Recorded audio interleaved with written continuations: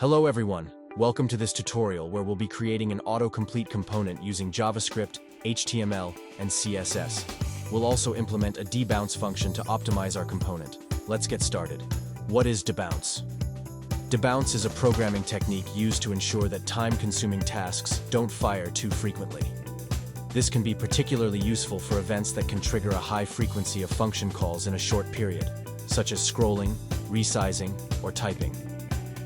Here's the HTML code for our autocomplete component.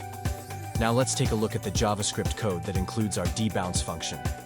Let's break down the JavaScript code. We declare three variables: input, autocomplete list, and debounce timer. The debounce function takes two parameters, func and delay.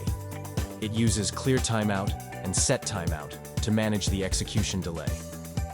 An event listener is added to the input field, triggering whenever the user types.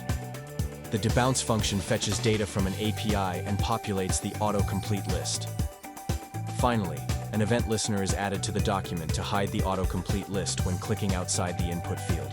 In this tutorial, we've created an autocomplete component and implemented a debounce function to optimize our component.